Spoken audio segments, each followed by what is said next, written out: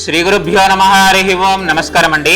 యాదాద్రిలోని చౌటుప్పల్లో ఉన్నటువంటి అమ్మానాన్ననాథుల శ్రీ పుణ్యలింగేశ్వర స్వామి క్షేత్రంలో ఉన్నటువంటి మతిస్థిమితం లేని 600 మంది అనాథులకు అభాగ్యులకు ఈరోజు అన్నదానము జరిపించేవారు.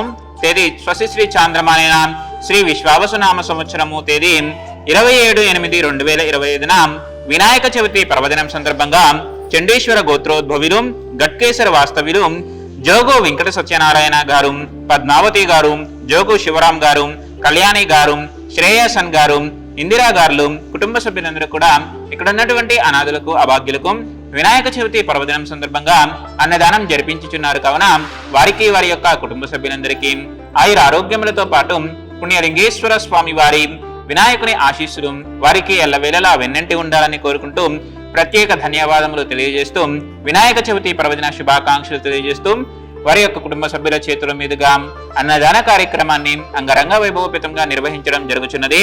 అన్నదాత సుఖీ భవాం, అన్నదాత సుఖీ భవాం, అన్నదాత సుఖీ భవాం అన్నదాన కార్యక్రమాన్ని ప్రారంభించండి.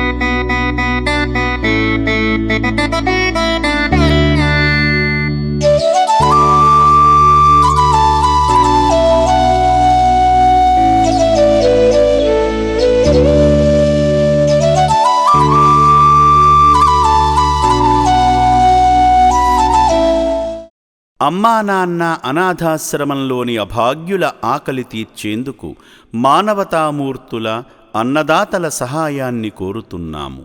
ఈ రక్షణాలయంలో జీవిస్తున్న నిర్భాగ్యులకు 3 పూటలా అన్నదానం చేసేందుకు నిత్యావసర వంట సామగ్రి నిల్వలు సరిపోక ఇబ్బంది అవుతోంది. ఈ స్థితిలో ఆకలి తీర్చే మానవతామూర్తుల సాయం కోసం ఈ అభాగ్యులు ఆశగా చూస్తున్నారు. దయగల దాతలారా, వీళ్ళు మీ బిడ్డలే అనుకుని నిత్యావసర వంట సరుకులను అందిస్తే వాళ్ల ఆకలి తీరడం ద్వారా ఆ పుణ్యమంతా మీకే దక్కుతుంది.